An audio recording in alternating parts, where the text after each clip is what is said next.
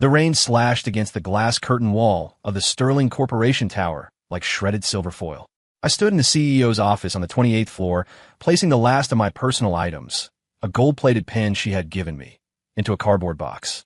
"Mr. Wilder, Ms." Sterling said. Leo stood at the door, hesitating. "Just call me Luke." I didn't look up, continuing to organize my files. "What did she say?" Leo handed me a phone. The screen displayed the message I could already recite by heart. "Tonight, either come with a ring or never appear in front of me again." I chuckled softly and pushed the phone back. "Reply for me." I choose the latter. "But Mr. Wilder."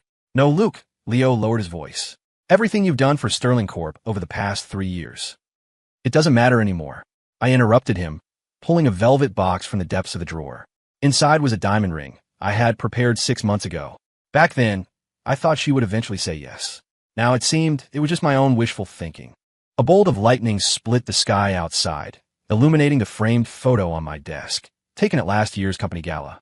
Victoria Sterling wore an haute couture gown, looking like a proud white swan, while I stood half a step behind her, my arm hovering around her waist. In the photo, I was smiling, but she was looking somewhere off camera. Just like our relationship, always missing that half step. "Is the resignation paperwork done?" I asked Leo. "Yes." HR said since you haven't touched any shares or dividends in 3 years, the process was simple. Leo hesitated. "The board." "Tell them I wish Sterling Corp continued success." I closed the box and took one last look around the office. 3 years ago, when Victoria's father assigned this office to me, she stood in front of the floor-to-ceiling window, her back to me, and said, "Lucas Wilder, don't disappoint me." I didn't disappoint her. In 3 years, Sterling Corp's market value tripled, and the overseas market share went from 0 to 35%. But in her eyes, this was just what I was supposed to do. The elevator took me straight to the underground garage. The sound of rain was muffled. I suddenly remembered the first time I met Victoria. At a charity gala 3 years ago, she was wearing Valentino couture, looking like a moving flame. All the trust fund kids were circling her, but she didn't give them the time of day. Until I proposed that connected vehicle energy solution. "Ms. Sterling is interested in this field." I had handed her a tablet, deliberately goading her, though the technical details might be a bit dry. She raised an eyebrow at me, her finger, painted with scarlet nail polish, sliding across the screen. "You think I can't understand it?" "No. I'm afraid you won't dare to invest." She laughed. That was the first time I saw a genuine smile on Victoria Sterling's face, her eyes curving slightly. Later she told me she had planned to leave for another date, but stayed until the end of the gala, because of me. "Luke." Leo's voice pulled me back to reality. "Your ride is here." I nodded and walked toward the black Audi with my box. I bought this with my own bonuses. It wasn't on the company account. Victoria had once mocked it as shabby, unaware that I chose it simply because she mentioned she liked the smell of its leather seats. The rain fell harder. I rolled down the window and glanced one last time at the lit floor-to-ceiling window on the 28th floor. Victoria was probably still waiting for me to cave, just like in the past 1,000 days. She didn't know that this time, I wouldn't be looking back. Midnight, the penthouse of the Sterling building. Victoria stood on the terrace, the rain soaking her expensive silk robe. Her phone screen lit up and dimmed. Leo's message stung her eyes. "Mr. Wilder has left. He said he wishes you all the best." "All the best," she sneered, smashing the phone against the wall. Turning into the walk-in closet, she dragged out the custom-made wardrobe, filled with the gowns Luke had accompanied her in to various events. He remembered the history of every single one, could even name the designers. "You want to leave?" She grabbed a Chanel gown, scissors slashing through it without hesitation. "Then let's get rid of everything." The sound of tearing silk sounded like sobbing. 1 piece, 2 pieces. When all the gowns, worth 7 figures, lay in shreds, she flicked her lighter. As the flames rose, Victoria remembered Milan Fashion Week last year. She had wanted a runway piece that wasn't for sale. It was Luke who waited outside the show for 3 hours in the cold, convincing the designer in French to make an exception. "When did your French get so good?" she had asked in surprise. He smiled and shook his head. "Crash course. My accent is terrible."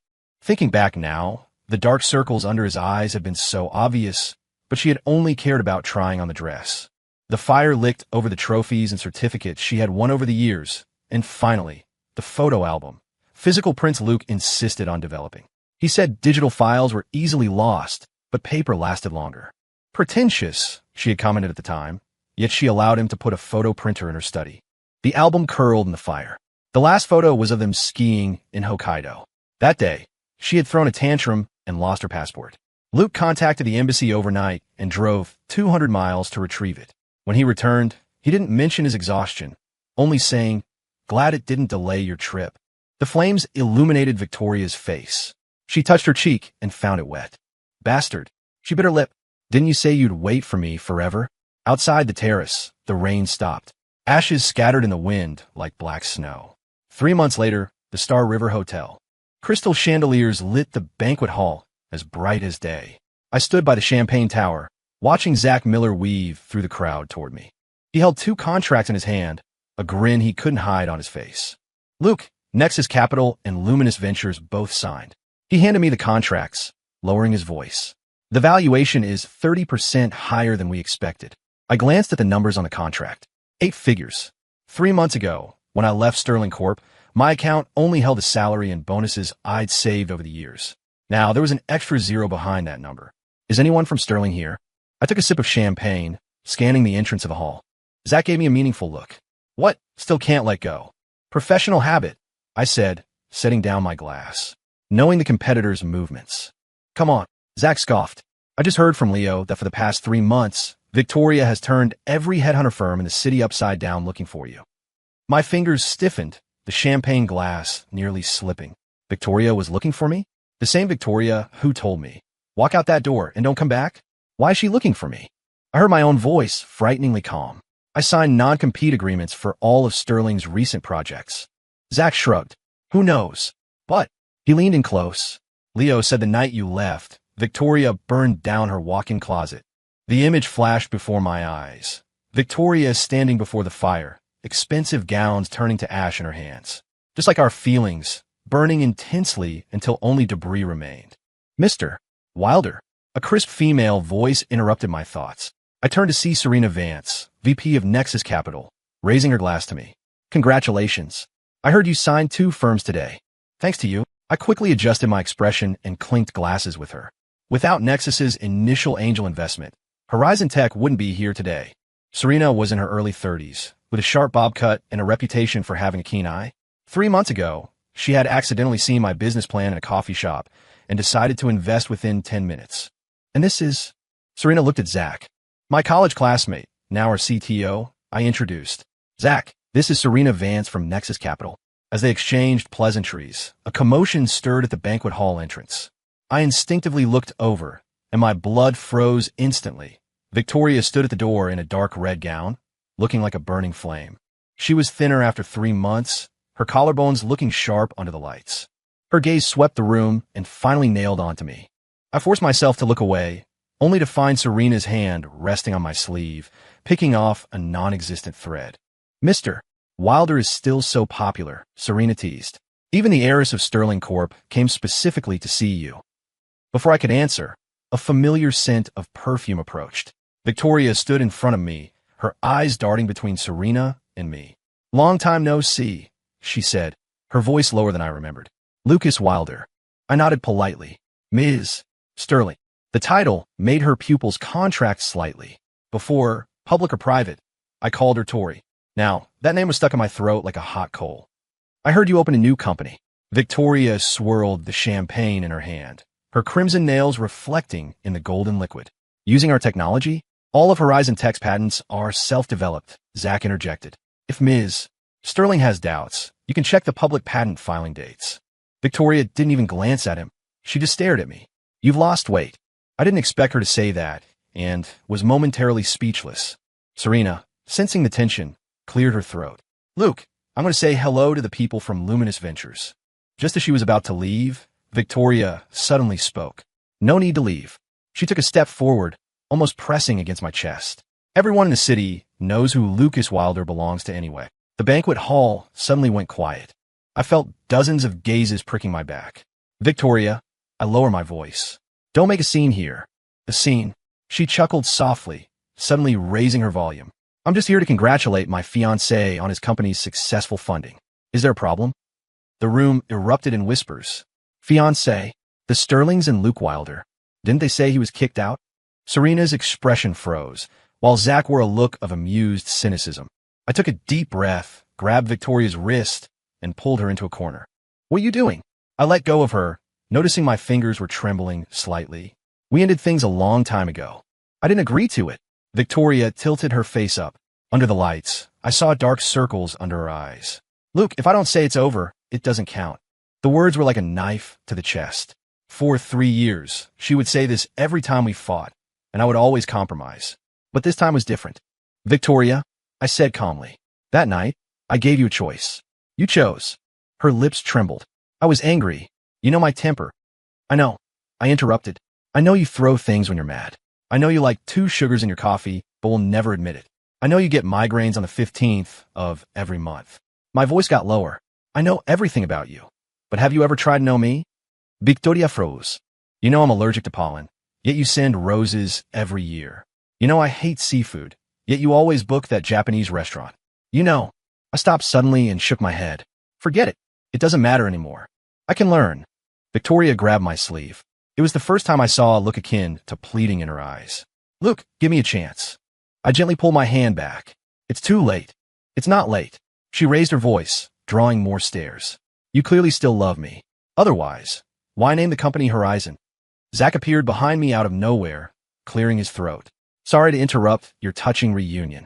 He looked at Victoria with a depth in his eyes I couldn't read. Ms. Sterling, I picked the name. It stands for Broad Horizons. It has nothing to do with you. Victoria's face went pale instantly. I looked at Zach in surprise. He had never mentioned that before. Ms. Sterling, a familiar voice cut in. Leo ran over hurriedly and whispered something in Victoria's ear. Her expression changed. She gave me one last deep look, then turned and left. Her back was still straight, like an arrow that refused to bend. But I knew that arrow had already missed the target. That was exciting, Serena said, appearing at my side again. Looks like I invested in more than just tech. I got drama too. I smiled bitterly. Sorry you had to see that. No, I should thank you, she said meaningfully. Now I know why you tolerate my strict terms. Compared to the Princess of Sterling Corp, I'm practically an angel. After the banquet, Zach insisted on driving me home. In the car, I finally couldn't help but ask, did you really name the company? He stared at the road intently. What do you think? I thought your subconscious was still thinking of her. Zach scoffed. Luke, don't flatter yourself. A woman like Victoria Sterling only loves herself. I looked out the window. The neon lights blurred into smears of color in the rain. Zach was right. I should have realized that long ago. By the way, Zach said suddenly, Leo gave me a flash drive. He said it's a file Victoria compiled while looking for you these past 3 months. He pulled a small object from his pocket and tossed it to me. Want to see it? I gripped the drive, the metal edges digging into my palm. Reason told me not to look, but my fingers had a will of their own. Back home, I opened my laptop and plugged in the drive. Inside was a single folder named, I'm sorry. Clicking it open, I froze. The screen filled with photos, sorted by date. From our first meeting 3 years ago to the last day, I packed my things in the office. Next to each one was a handwritten note by Victoria. This day, he drank for me to save face with clients. Later, his stomach hurt all night, but I blamed him for ruining the mood. He stayed up all night, rewriting my proposal, and I took all the credit in the meeting. He said he wanted to get married. I laughed at him in public for punching above his weight class. The last photo was from the night I left. Victoria stood in front of the burning closet, her face streaked with tears. The note was just one line. I burned all my pride, but I couldn't burn my way back to you. I slammed the laptop shut, my chest heaving. These photos and words were like a mirror, reflecting the entire truth of our relationship. She wasn't incapable of understanding. She just didn't care. Until she lost me. My phone vibrated. A text from an unknown number. I watched all your interviews. You said, some people don't deserve a second chance. What about me? Do I not deserve one either? I didn't reply. Outside the window, it started raining again. Meanwhile, on the top floor of the Sterling building, Victoria stood barefoot in front of the floor-to-ceiling window, clutching an empty wine bottle.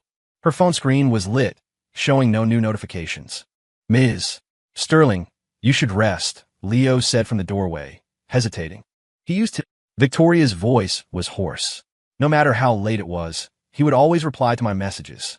Leo was silent for a moment. Ms. Sterling, a week before Mr. Wilder left, he was running a high fever and still waiting for your meeting notification. Victoria turned around. Why didn't you tell me? I did. Leo smiled bitterly. You said, don't be dramatic over a little sickness. and told me not to bother you with such trifles.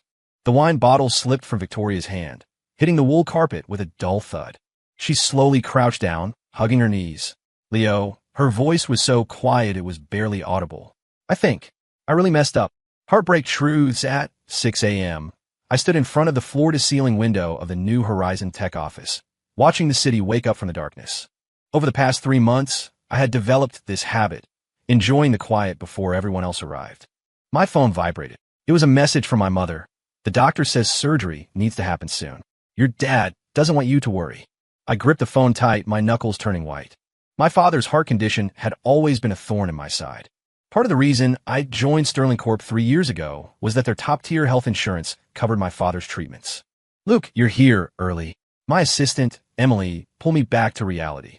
She stood at the door, holding files, dark circles under her eyes. Pulled an all-nighter again. I took the files. The test report for the autonomous driving module. Emily nodded. Director Miller said the investors want to see it today, so our team stayed up all night. I flipped through the report. The data was detailed, the analysis on point. I looked up at the clock on the wall. 6:20 a.m. Go to the lounge and sleep for 2 hours. I took out my phone. I'll order breakfast for everyone. No need, Luke. That's an order. I smiled. Tell the tech team the 8:30 meeting is pushed to 10:00. Emily's eyes suddenly reddened, and she nodded hurriedly before leaving. I opened a food delivery app, remembering a time at Sterling Corp. To meet a bid deadline, the whole team worked for 3 nights straight.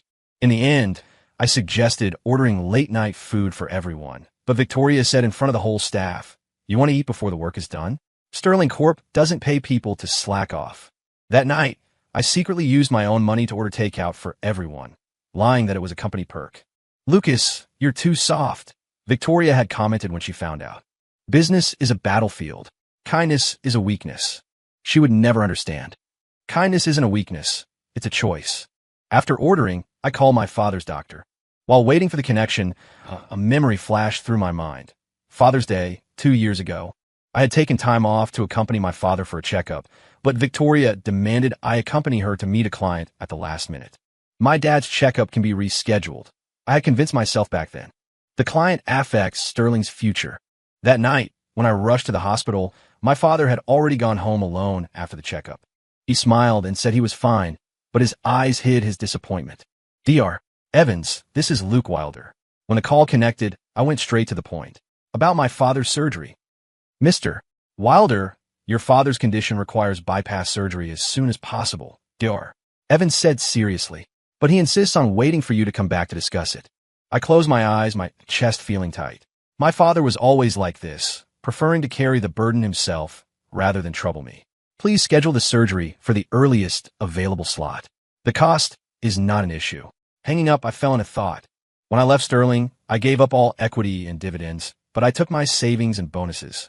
Plus, with Horizon's valuation soaring over the last 3 months, paying for the surgery was more than covered. The problem was time. I looked at the calendar. Next week was the critical product testing phase. If I want to be with my father for the surgery. Luke, Zach's voice came from the door.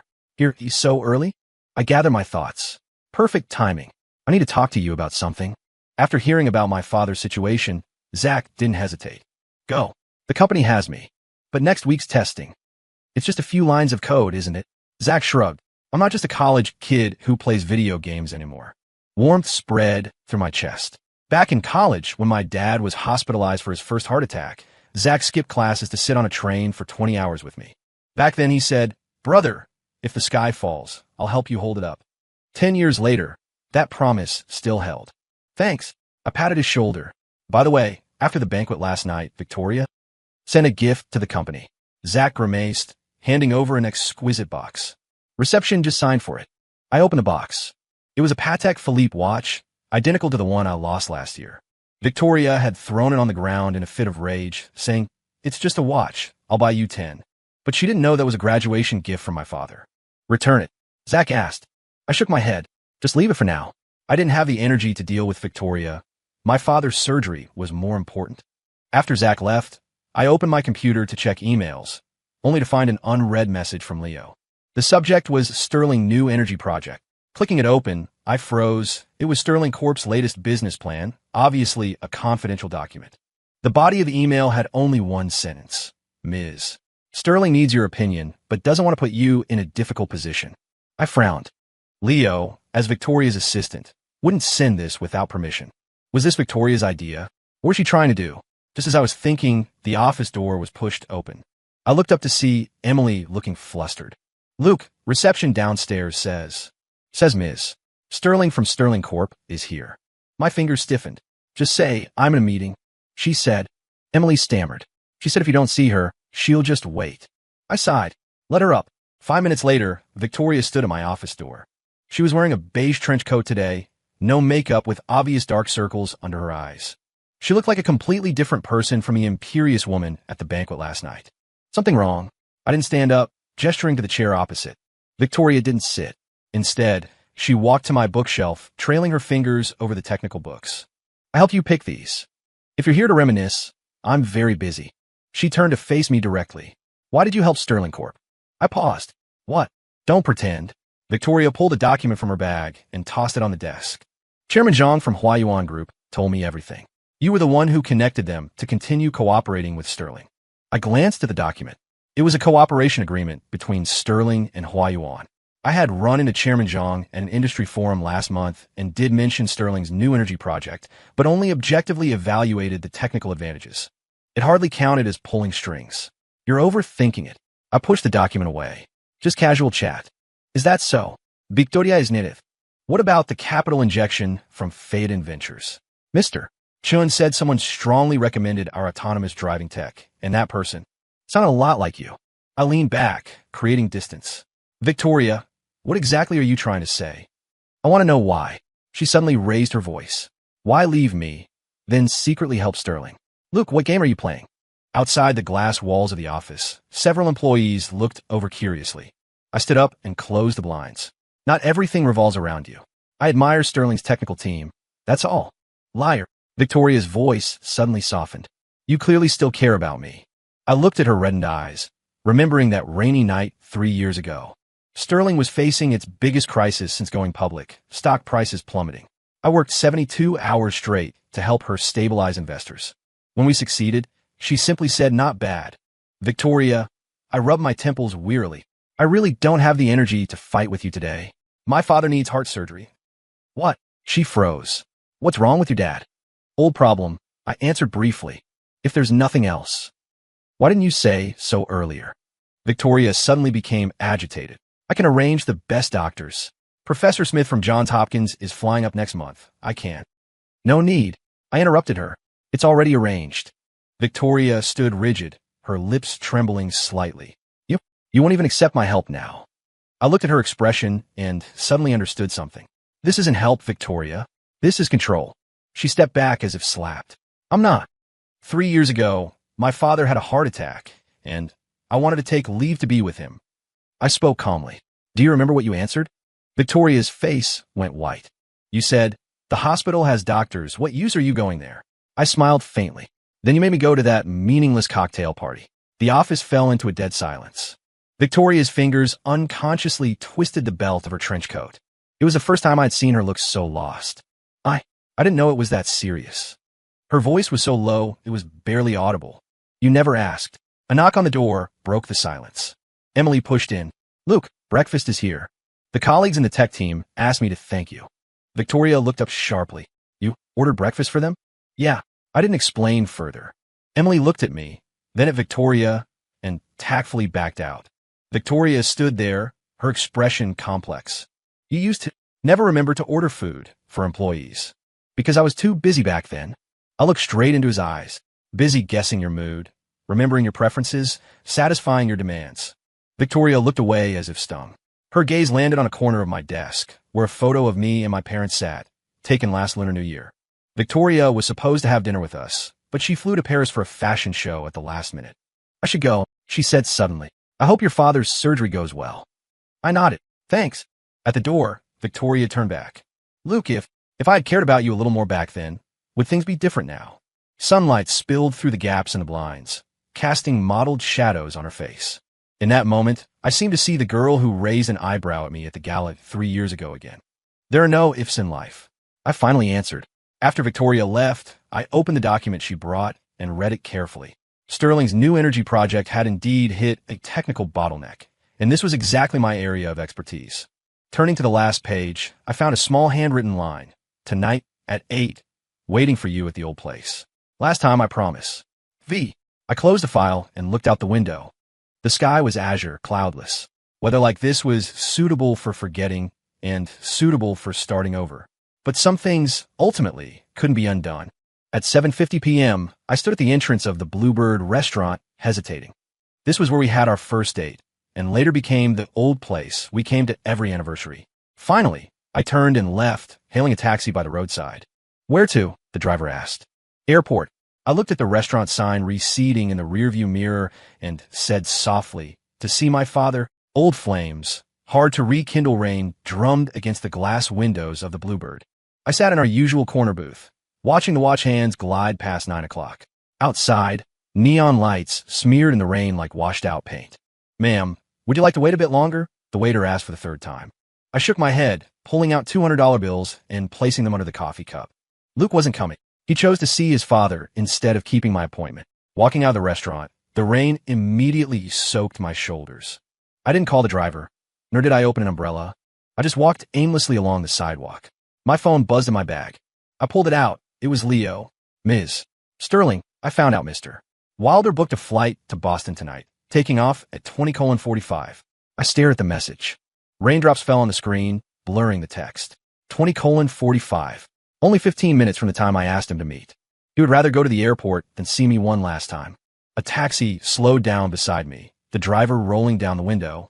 Miss, need a ride? I shook my head and kept walking. Turning a corner, I suddenly saw a familiar small shop, Joe's Diner, open 24 hours. When Luke worked overtime in the past, I often sent the driver here to buy late-night soup for him. Compelled by some unknown force, I pushed the door open. The heat inside was cranked up, instantly dispelling the chill from my body. 1 chicken noodle soup, extra parsley, no onions. I blurted out, then froze. That was Luke's standard order. The owner looked out from the kitchen, eyes lighting up. Hey, it's Ms. Sterling. Long time no see. I forced a smile. You remember me? How could I not? The owner wiped her hands on her apron and walked out. Mr. Wilder used to come 3 or 4 times a week. Later, your driver came every day to buy it. I thought you guys got married. My throat tightened. Does he still come recently? No. The owner shook her head. Haven't seen him in about half a year. I asked him last time he passed by, and he said he changed his taste. Changed his taste. I stared at the menu, my stomach churning. Luke had even quit his favorite comfort food, let alone me. Still want the soup? The owner asked. Yes.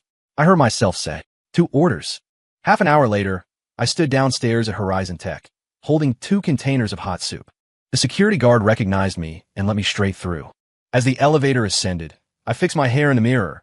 My rain-soaked curls had dried, draping messily over my shoulders. The office area was empty, except for one office at the end where the light was still on. I approached and saw through the half-open blinds that Luke was frowning at a computer screen. He had taken off his suit jacket, loosened his tie, and rolled his sleeves up to his elbows, revealing defined forearms. This scene was so familiar. Over the past 3 years, I had pushed open his office door countless times to see this exact view. Only back then, he would always immediately put down his work to greet me. I took a deep breath and pushed the door open. Luke looked up, clearly stunned. Victoria, I heard your flight tonight was canceled. I held up the soup. Thought you might not have eaten yet. His expression turned from surprise to confusion. The flight wasn't canceled. I rescheduled for tomorrow morning. I froze, the plastic bag in my hand, rustling awkwardly. So you came to... He looked at the soup in my hand, realization dawning. You went to the Bluebird? No. I denied it quickly, putting the soup on his desk. Passed by Joe's Diner, bought it on a whim. Luke leaned back in his chair, his gaze landing on the hem of my coat, which was still dripping water. Passed by on foot. Luke, my voice suddenly turned sharp. It's just soup. If you don't eat it, throw it away. The office fell silent. He looked at me quietly. That look left me nowhere to hide. Not anger, not disgust, but an exhausted understanding. Finally, he sighed and opened the plastic bag. Thanks, but I don't eat late-night meals anymore. Why? I asked instinctively. Bad stomach. He answered briefly. Doctor suggested quitting. A pang shot through my chest. Luke's stomach issues started 3 years ago. That time, to help me rush a bid document, he worked 40 hours straight and ended up in the hospital with a gastric hemorrhage. When I visited him, I complained that the ward smelled too much like disinfectant. Then, did you eat dinner? I try to control my voice from trembling. Yeah, a new vegan place opened downstairs. He closed his laptop. Tastes pretty good. Another thing I didn't know.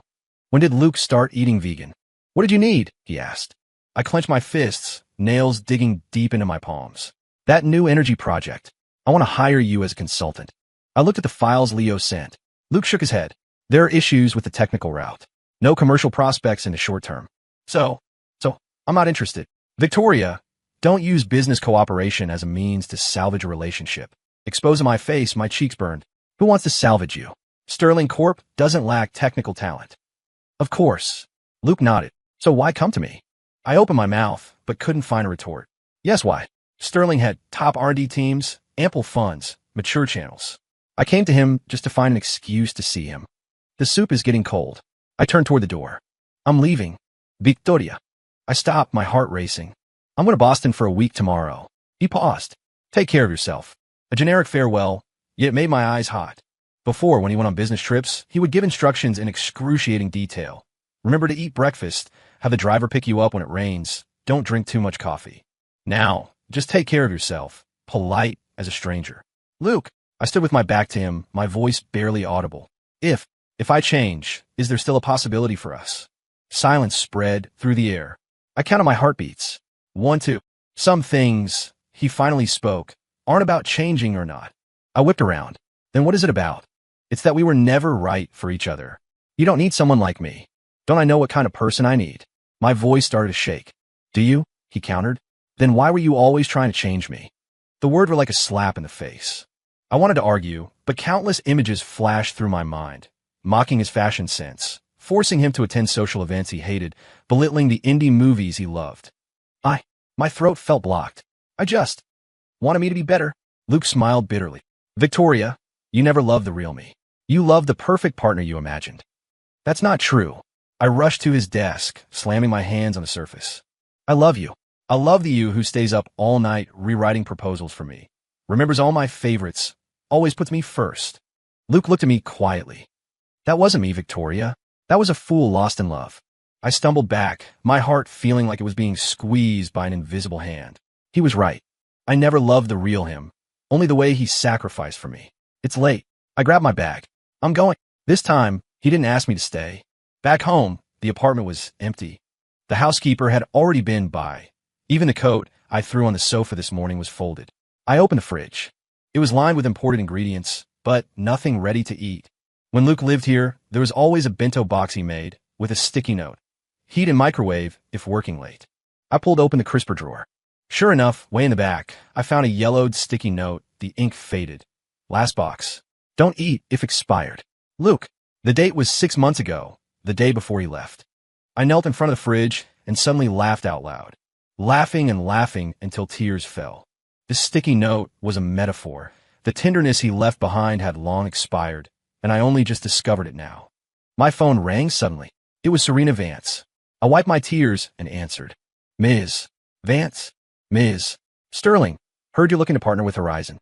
Serena's voice carried a smile. Coincidentally, I have a meeting with Luke tomorrow to discuss Series B funding. Want to join? I gripped the phone. What time are you meeting? 10 a.m., Star River Hotel.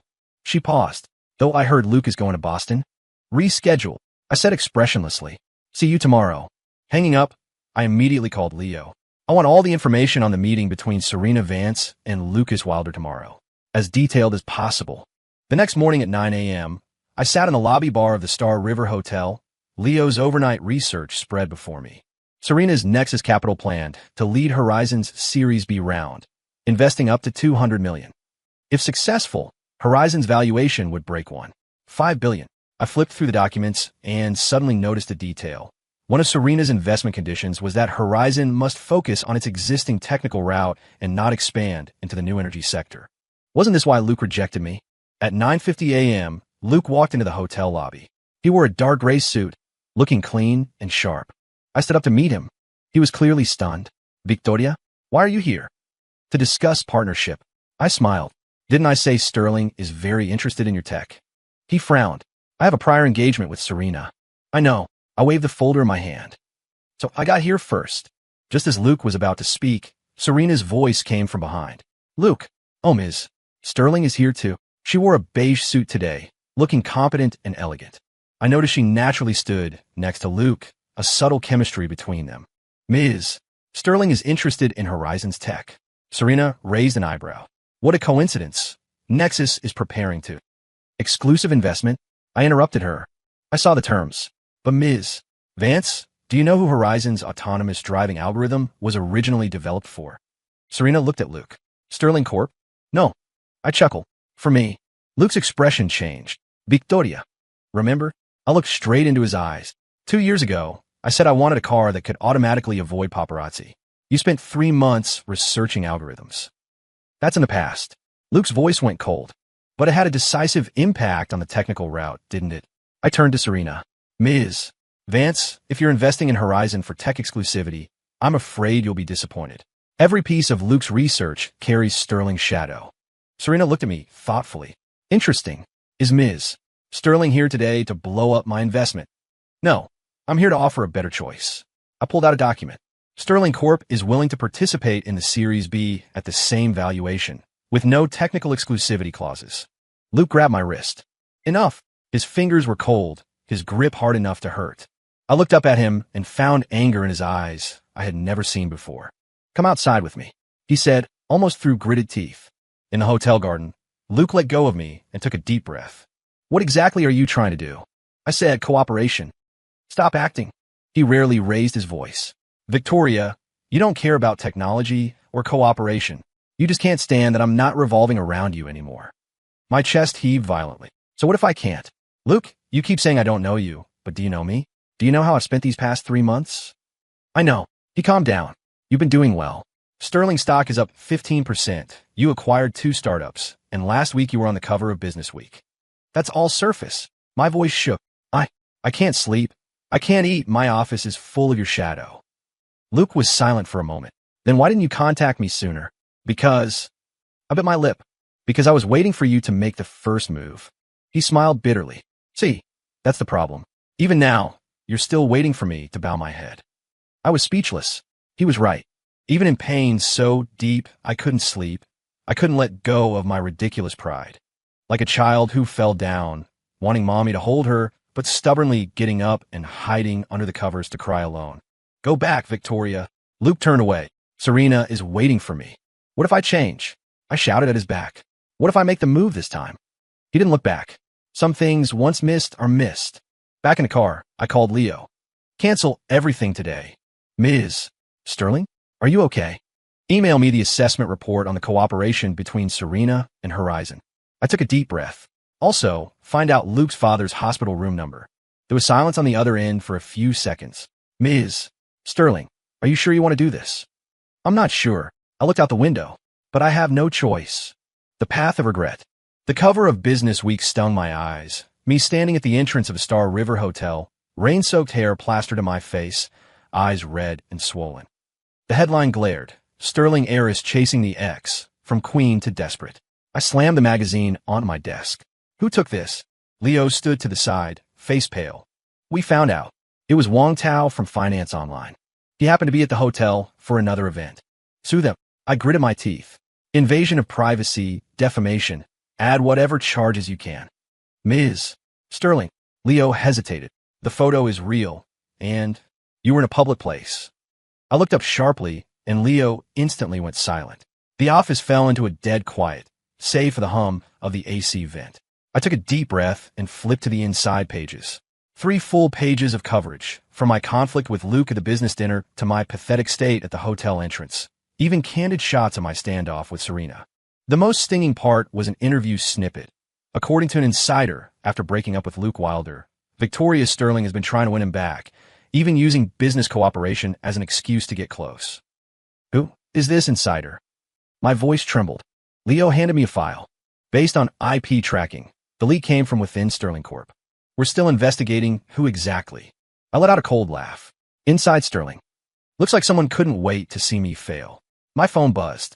A message from my father. Saw the news. Come to my office. I closed the magazine, touched up my lipstick, and walked toward the chairman's office with my head held high. In the hallway, Employees quickly lowered their heads to pretend to work, but I could feel their gazes prickling my back like needles. My father stood by the floor-to-ceiling window, his back to me. Sunlight hit his silver temples, outlining a cold, hard silhouette. Close the door. He didn't turn around. I closed the door gently and stood there waiting. Father hated being interrupted when he was thinking. Do you know why Sterling Corp has stood for 30 years? He finally spoke, voice low. Product quality and strategic vision. I answered mechanically. Father turned, his eyes sharp. Because of image. No matter what happens inside, outwardly we are always united. He picked up the magazine on the desk. Now the whole city is laughing at the Sterling family.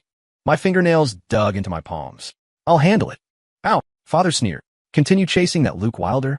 Victoria, you disappoint me. The words felt like a slap. Growing up, Father had never spoken so harshly to me. Even 3 years ago, when I insisted on acquiring a failing tech company that lost Sterling $200 million, he only said, be careful next time. My throat tightened. Just what? Can't control your emotions. Father shook his head. Sterlings don't act on emotion. I looked up at my father. Didn't Grandpa do it for Grandma back then? That was a different era. Father raised his voice suddenly. Your grandfather controlled everything, including his emotions. But you now. He pointed at the magazine cover. Looked like a bitter, abandoned woman. My chest heaved violently, but I couldn't find words to argue. Father was right. I had lost control. Since the day Luke left, I had lost the rationality and calm I prided myself on. Board meeting next week. Father sat back in his chair. Someone proposed suspending your CEO duties until the storm passes. I felt like I had fallen into an ice cave. Who proposed it? That doesn't matter. What matters is you need to salvage the image. Father opened a file. Leaving the chairman's office, I went straight to the underground garage. Sitting in the car, I realized my hands were shaking badly. It took 3 tries to start the engine before I slammed the gas pedal and rushed out. Rain blurred the windshield. I turned on the wipers, but they couldn't clear the fog in front of my eyes. My phone vibrated constantly with notifications, concerned inquiries from friends, condolences from business partners, and countless missed calls. I turned off my phone and drove aimlessly. Before I knew it, the car stopped downstairs at Luke's apartment building. This was the place he rented after leaving Sterling. I had sent people to track him here, but never visited myself. The rain lightened. I sat in the car, looking at that window. The light was on. Was he back? Didn't he say he was going to see his father? As if possessed, I got out of the car. The security guard recognized me and, after a hesitation, let me in. As the elevator rose, I fixed my hair in the mirror, dark circles, pale face looking like a ghost. Standing at the door, I suddenly lost my nerve. What'd I say? Demand why he let the media humiliate me? Or cry and beg him to clarify things? While I hesitated, footsteps sounded from inside. I scrambled back, but it was too late to hide. The door opened, and a strange woman came out, early 20s, ponytail, simple t-shirt and jeans, carrying a trash bag. We both froze. Who are you looking for? She asked, her voice crisp. I opened my mouth, but no sound came out. Who was she? Luke's new girlfriend. Impossible. She looked like a college student. Oh, she suddenly realized. You're Ms. Sterling, right? My chest tightened. You know me? Of course. Her eyes curved into crescents when she smiled. Professor Wilder's study is full of your photos. Professor Wilder. Photos? I'm Lily Summers, a student Professor Wilder sponsors. She explained familiarly. He asked me to pick up some files for him. He's in Boston. Only then did I notice the file folder in her other hand. A sponsored student. When did Luke start doing charity? Want to come in? Lily stepped aside. Professor Wilder said there are drinks in the fridge. Help yourself. I should have refused, but my legs carried me inside uncontrollably. Luke's apartment was clean to the point of coldness. Gray and white tones, almost no decoration. The only jarring thing was a sticky note on the study door. Lily, files are in the 3rd drawer on the left. Don't touch anything else. Luke, Professor Wilder is so detailed. Lily explained, following my gaze. The first time I came, I almost messed up his books, so he started leaving me notes. I walked into the study. The 3rd drawer on the left was half open, containing technical documents. My gaze landed above the desk. Pinned there were a few photos, all landscapes, no people. You said, he has photos of me? I asked softly. Lily was rummaging in the fridge for drinks. She turned back, in the locked drawer on the right. Once I accidentally knocked the key off and saw it was full of your photos, and she suddenly covered her mouth. Did I say too much? I immediately walked to the right drawer. Sure enough, there was a small lock. A very simple style, barely a lock at all. Where's the key? I asked. Lily shook her head. Don't know. Professor Wilder probably keeps it on him. I stared at that drawer, heart racing. Things about me that Luke locked away. Or they? Ms. Sterling, what do you want to drink? Lily asked, holding up 2 cans. No thanks. I forced a smile. I should go. Before leaving, I asked, compelled by curiosity. How long has he sponsored you? 3 years. Lily blinked. Since freshman year. Now I'm almost graduating. 3 years. Exactly the time he was with me. I had never heard him mention this. Back home, I immediately called Leo. Look up a female student named Lily Summers that Luke sponsors. As detailed as possible. Hanging up, I opened my computer and searched Lucas Wilder-sponsored student. Surprisingly, several news items popped up. He not only sponsored Lily, but also built 3 elementary schools in rural areas and donated scholarships annually. These things were done quietly, with only brief media reports. Why? Why did he never tell me? Did he think I wouldn't care, or was I not worth sharing with? Early the next morning, Leo brought more detailed information. Lily Summers, 21, senior in computer science at TechU. Parents deceased, attending on financial aid and Luke sponsorship. Excellent grades. Won an ACM gold medal last year. I looked at the photo in the file. The girl had a bright smile and clear eyes. Not a rival, just a lucky beneficiary. One more thing. Leo hesitated. We found Mr. Wilder's father's room number. Mass General Hospital, cardiac surgery, room 712. I nodded. Prep the jet. We're going to Boston this afternoon. Ms. Sterling. Leo paused. The media. Let them write. I laughed coldly. Write about how Victoria Sterling unscrupulously harasses her ex-boyfriend. Write about how she shamelessly chases him to the hospital. Anyway, I picked up my bag. They aren't wrong. On the plane, I looked through the documents Leo organized. Luke's father, Arthur Wilder, 65, retired engineer, over 20 years of coronary heart disease history. He needed coronary artery bypass surgery this time. The lead surgeon was, I frowned, Dr. Evans. He isn't the best cardiac surgeon at Mass General. Leo explained, the best, Dr. Hamilton, is booked until next month. The elder Mr. Wilder can't wait. I immediately dialed a number. Uncle Chun, it's me, Victoria. Yes, I need a favor. Hanging up, I turned to Leo. Change of plans. We're not going to the hospital first. Contact Dr. Hamilton at Mass General. Tell him Sterling Corp wants to donate a batch of medical equipment. Leo's eyes widened. Ms. Sterling, your charity. I smiled. Sterling Corp has always been passionate about public welfare, hasn't it? 3 hours later, I stood in front of the admin building at Mass General, having just signed a donation agreement worth $5 million. Dr. Hamilton received me personally, beaming. Ms. Sterling is young and promising, caring about healthcare. Truly admirable. You flatter me, Dr. Hamilton. I smiled. Actually, I have a presumptuous request. Please go ahead. An elder of mine is preparing for bypass surgery in your hospital. Originally, Dr. Evans was the lead. Dr. Hamilton understood immediately. What's the name? Let me see if I can adjust. Arthur Wilder, cardiac surgery room 712. Dr. Hamilton scrolled through his tablet. Oh, this one. His son came to find me yesterday, too. Unfortunately, I really couldn't fit him in. His son. I froze. Luke came to find you? Yes, quite a persistent young man. Waited outside my office for 4 hours. Dr. Hamilton shook his head, but in the end there was no slot. The surgery happens day after tomorrow with Dr. Evans. A sharp pain hit my chest. Luke would rather wait 4 hours begging than accept my help. Did he want to owe me nothing that badly? Dr. Hamilton, I took a deep breath.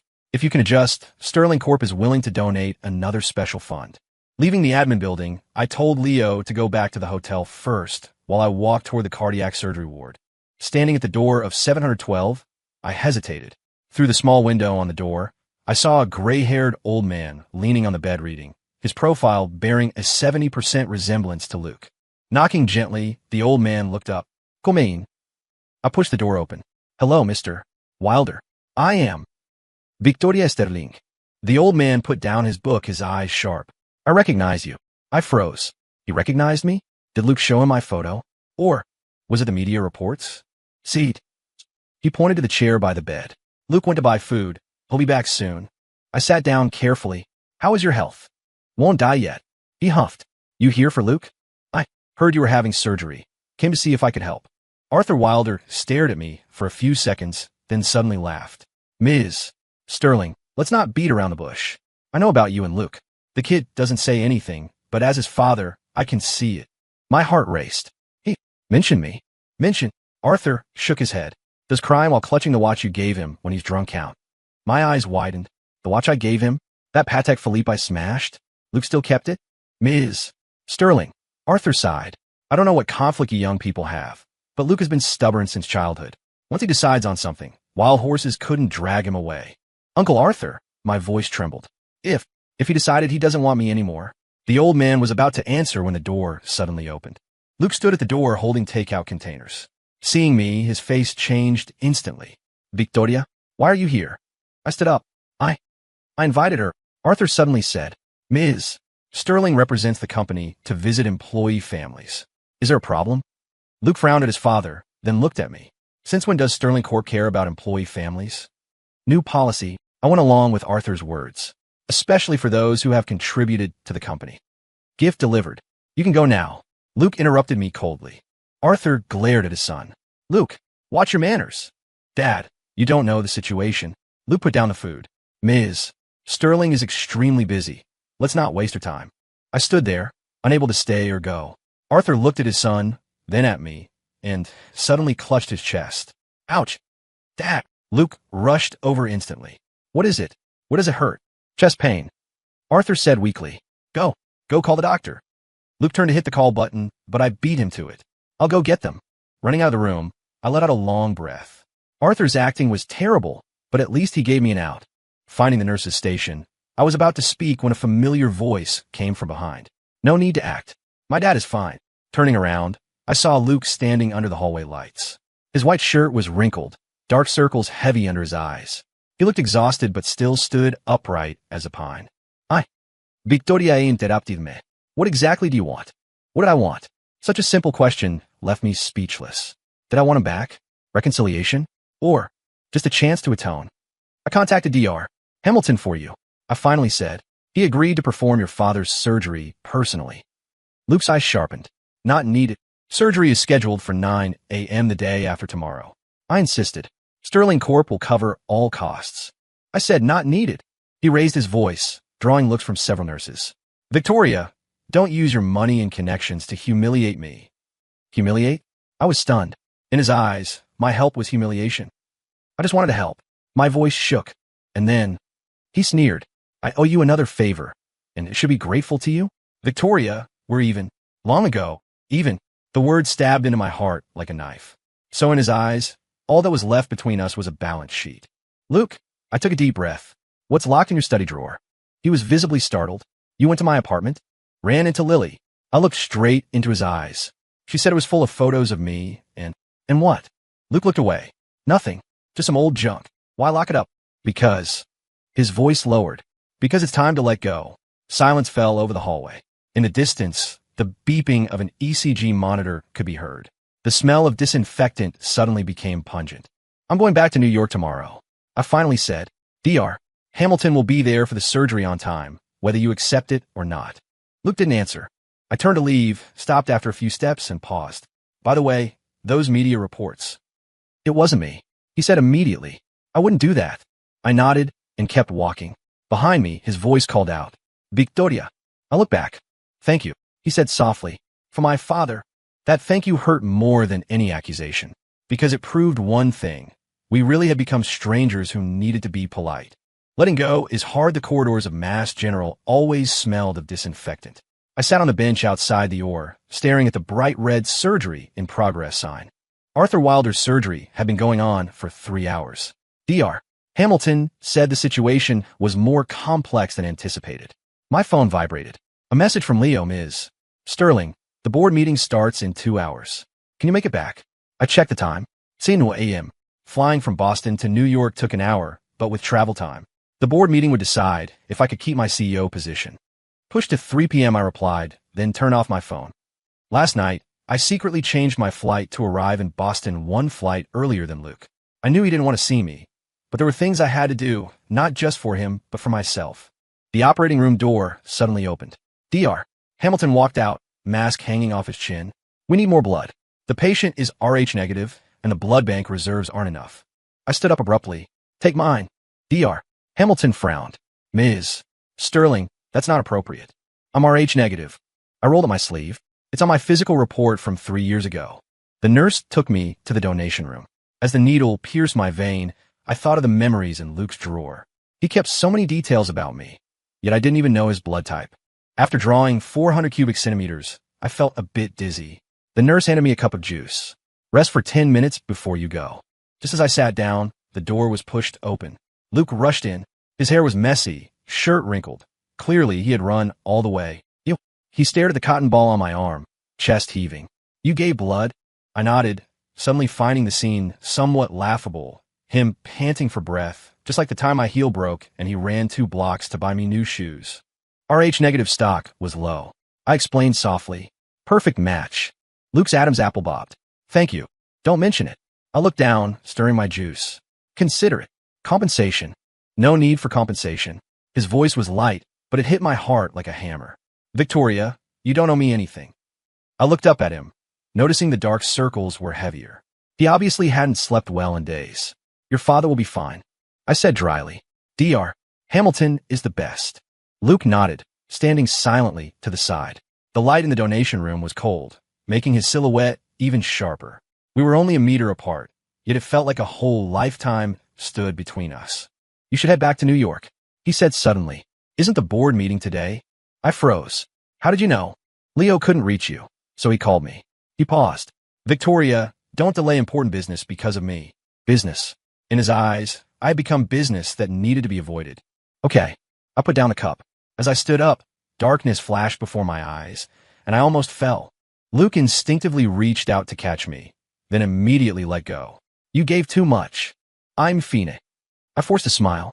I'm used to it. The words slipped out, causing us both to freeze.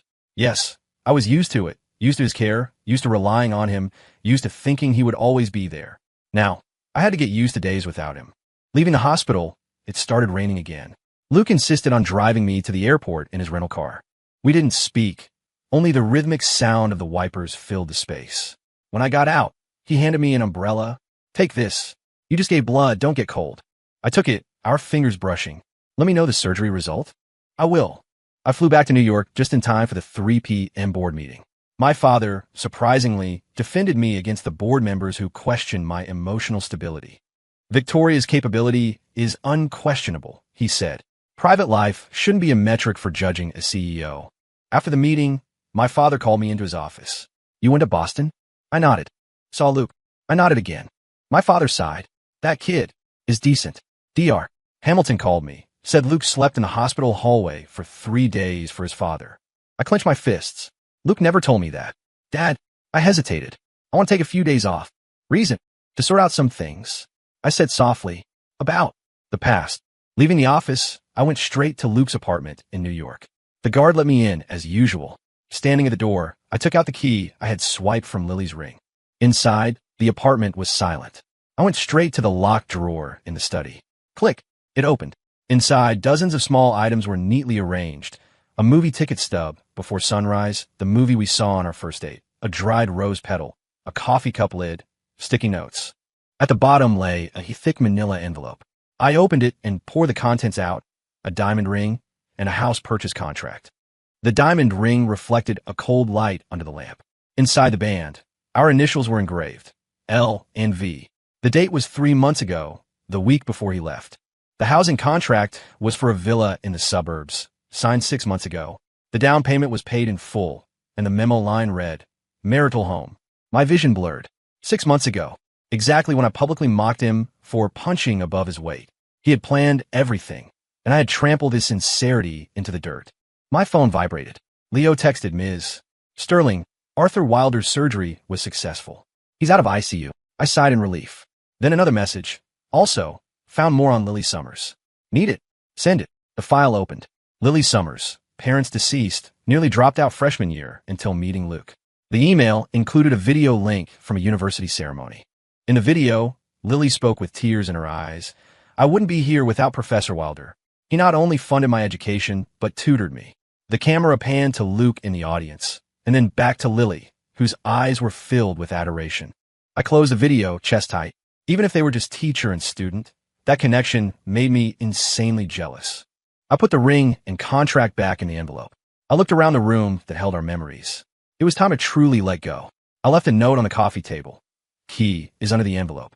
Wishing you and Lily happiness. Just as I reached the elevator, my phone rang. Luke Wilder. Hello. Where are you? His voice was urgent. Downstairs at your apartment. I answered truthfully. Leaving now. Don't go, he said. Wait 10 minutes. He hung up. 10 minutes later, the elevator doors opened, and Luke stepped out. He was still wearing the wrinkled shirt from the hospital, a small bloodstain on the cuff. How is your father? Stable. He stared at me. Why did you come to my place again? To return the key. I looked down. I copied one. Come inside. He pulled me back into the apartment. Inside, he went straight to the study and opened a drawer. He saw the note. Frowning, he read it. Wishing me and Lily happiness? I looked away. I saw the video. You look good together. Luke suddenly laughed. Victoria, are you jealous? I'm not. I snapped. Just what? He stepped closer.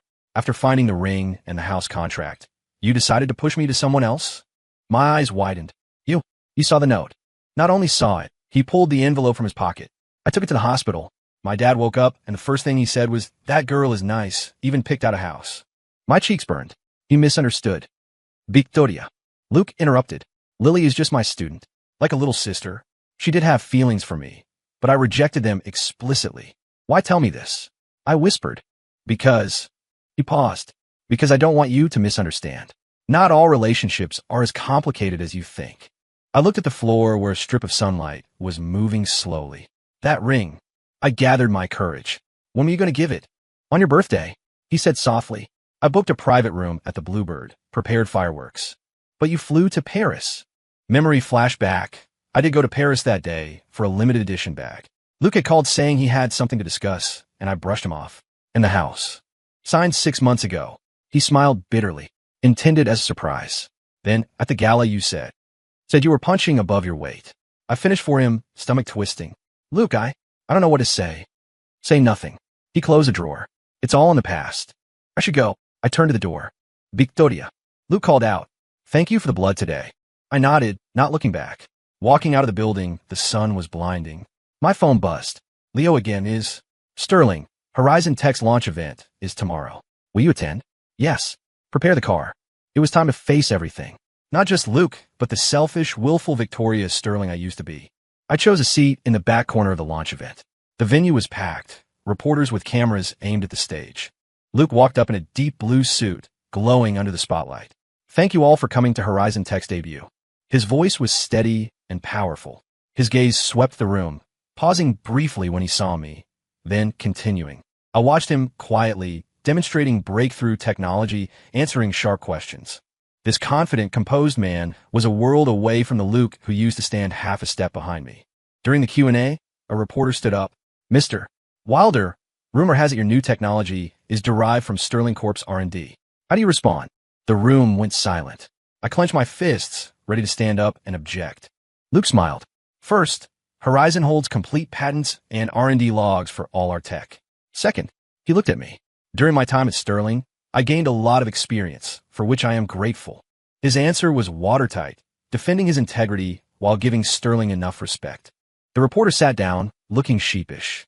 After the event, the crowd moved to the cocktail area. I stayed put, watching investors surround Luke. He handled them with ease, occasionally glancing my way as if asking, You okay? I nodded at him and turned to leave. Ms. Sterling, not staying for a drink. A familiar voice came from behind. Serena Vance stood there holding champagne, her smile meaningful. No, busy at the office. I replied coldly. Pity. Serena sipped her drink. I wanted to chat about Luke. We have nothing to talk about. Really? She raised an eyebrow. Do you know why he named the company Horizon? My heart skipped a beat. Zach said it stands for Broad Horizons. Serena laughed. That's for the media. Luke told me personally. Horizon, it represents the view he always looked at. You were his horizon, Victoria. I froze, blood rushing to my ears. Looks like he didn't tell you. Serena finit de surprise. Makes sense, since you two are. Well, nothing now. I forced myself to be calm. What's your point, Ms. Vance? Nothing. She shrugged. Just think it's funny. A man names his company after his ex, yet refuses to get back together with her. I stared at her for a few seconds. You like him? Serena's smile stiffened. Too bad. I turned to leave. Even his company name is about me. Walking out, the sun was glaring. I stood by the curb, Serena's words echoing. Horizon, was it really about me? My phone buzzed. Luke, what did Serena say to you? I hesitated, then replied. She told me the origin of your company name. The typing indicator flashed for a long time. Finally, just one word. Oh. My car arrived. I looked back at the venue. Luke stood behind a glass curtain wall, watching me from afar. I waved and got in the car. Another text from him. Thanks for coming. I replied, I should have. Then I turned off my phone, leaning back against the seat. Outside, the city scenery rushed backward like the past we could never return to. Poison pill in the boardroom. The air was solid ice. The projector showed a stock trend line diving off a cliff. Sterling Corp stock had plummeted 25% in the past week, evaporating nearly $3 billion in market value. Hostile takeover. The CFO wiped sweat from his forehead. Luminous Capital has acquired 15% of floating shares. With what they picked up in the secondary market, they're 5% away from triggering a mandatory tender offer. I stared at the glaring numbers. Luminous Capital was a longtime rival, striking now while our image was damaged by the media storm. What about our poison pill plan? I asked the general counsel. Frozen. He adjusted his glasses. Luminous filed a complaint with the SEC about financial opacity, getting a temporary injunction. Silence. Everyone knew the poison pill was our last defense. Ms. Sterling, the CFO asked cautiously. Should we contact Horizon Tech? Their patents could boost our valuation. No. I slammed the table. Sterling Corp does not beg for help.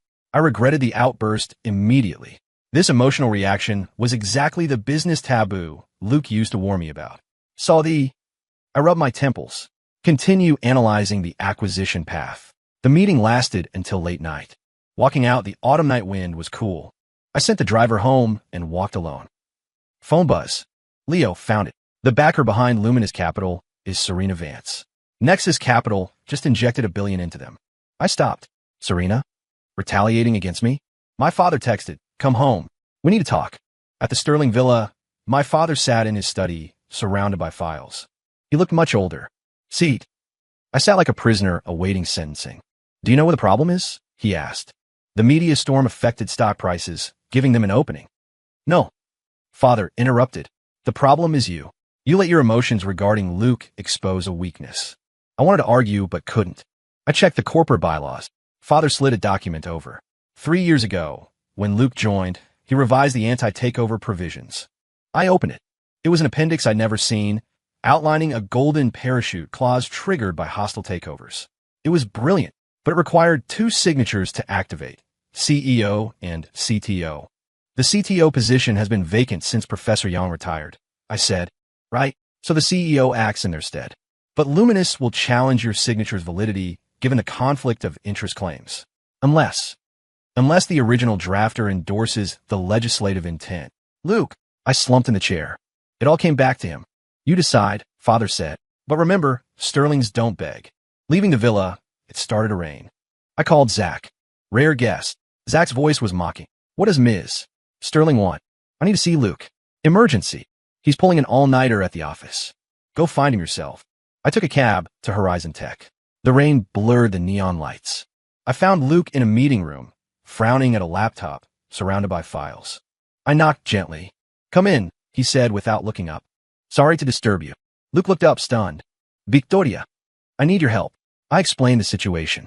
As I spoke, I noticed a bowl of plain broth and some crackers on his desk. Bland food for his stomach. So, I finished. I hope you can clarify the clause intent to buy us time. Luke looked at me silently. Have you eaten? What? You look pale. He stood up. There's a microwave. I'll heat something up. No. My stomach cramped. I hadn't eaten all day. He brought back a bowl of warm soup. Make do with this. I stared at the bowl. He still remembered. Thanks. Luke sat back down. I already contacted a lawyer. He'll testify at the SEC tomorrow. My eyes widened. You knew? Yeah. Zach's cousin works in Luminous Capital's legal department. Why didn't you contact me? He smiled bitterly. Victoria, there are boundaries we shouldn't cross. I lowered my head. Thanks. Not just the clause. I gathered courage. Also for my dad. And everything. You've changed, he said. The old you never said thanks. Or admitted needing help. People change. Yeah. People change. Silence again. I sipped the soup, observing the stranger who was Luke. He was sharper, firmer. Does your stomach still hurt? He asked. Better. I realized my hand was pressing my stomach. How did you know? Guessed. You press your upper abdomen when it hurts. The detail made me want to cry. I should go. I stood up. That prospectus on the table. Need me to look at it? I asked, seeing his work. I've been through 3 IPOs. No need. He smiled. You taught me a lot. It's enough. The words were a dull knife. I had taught him with criticism and condescension. I left, but downstairs I couldn't leave.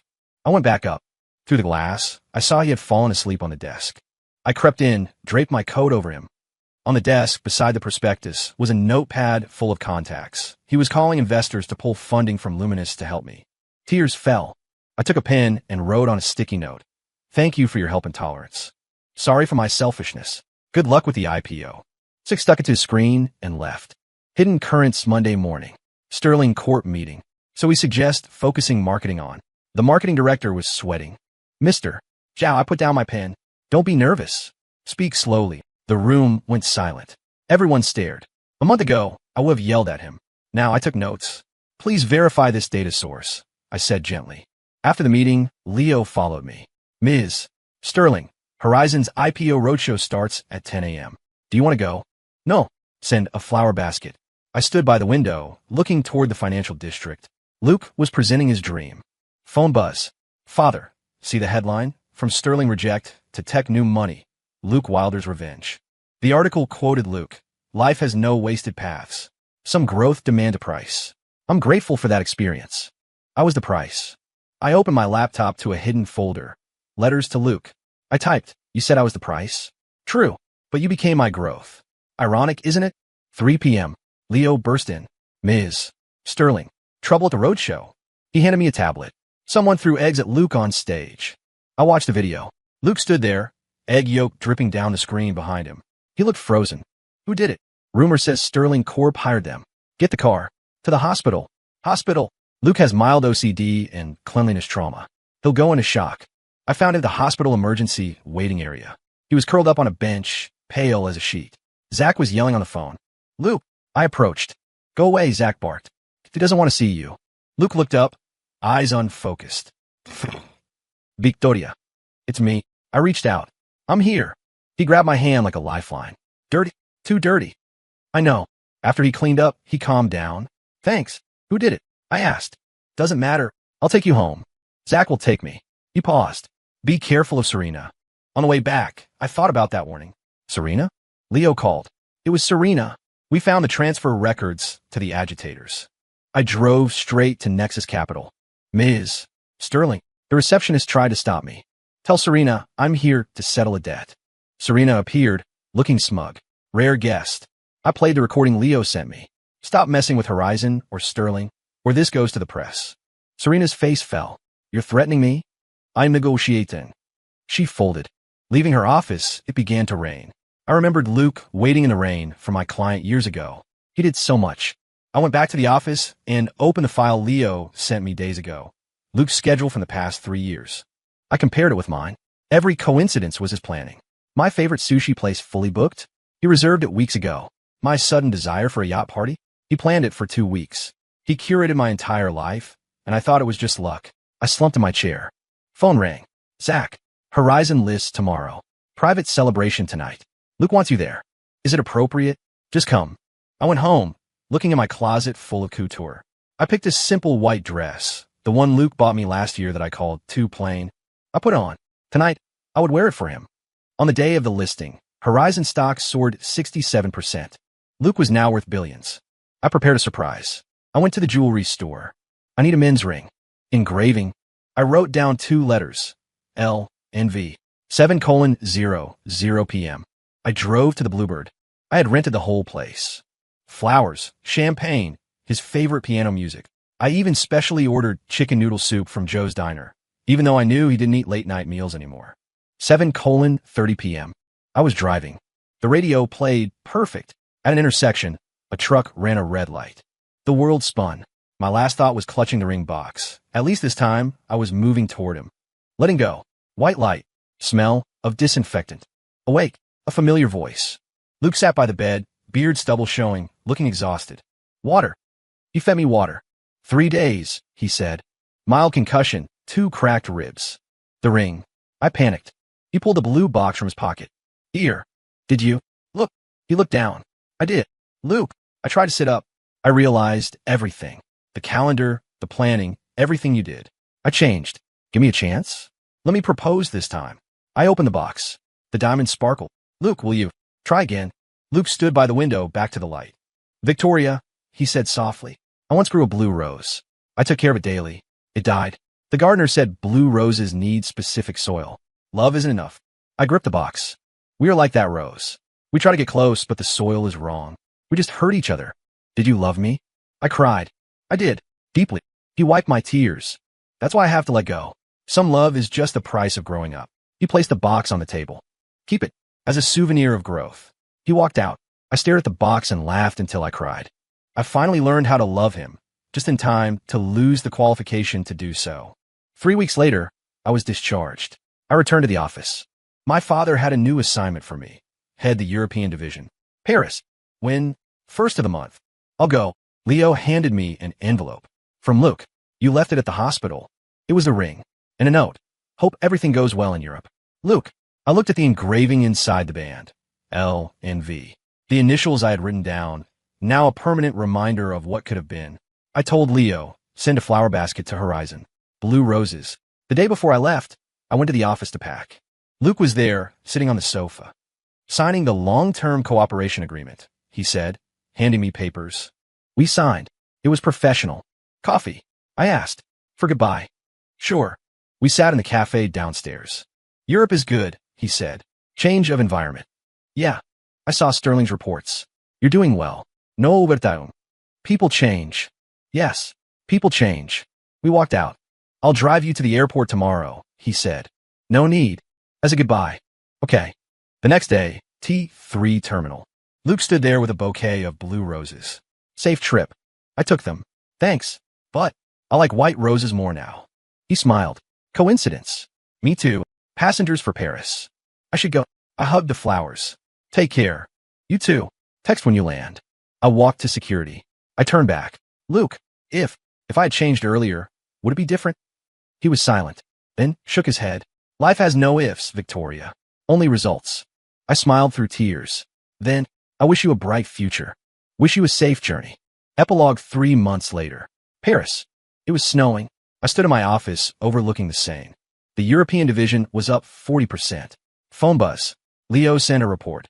Horizon Tech secures massive European auto deal. Valuation doubles. The report had an interview with Luke. Reporter. What is the secret to success? Luke. Letting go. Only by letting go of the past can you grab the future. I looked at the photo frame on my desk, the one from the gala, him standing half a step behind me. Ms. Sterling? Meeting time. Coming. I wiped a speck of dust from the photo and walked out. Meanwhile, in New York, Luke stood in his office, holding coffee. Sun shined on a frame on his desk, a movie ticket stub from before sunrise. Next to it, a sticky note in my handwriting. Loving you is learning to let go. Zach entered. Signing ceremony ready? Coming. Luke smoothed the edge of the note and walked into the light. The sunlight connected the two cities, burying the love that helped us grow.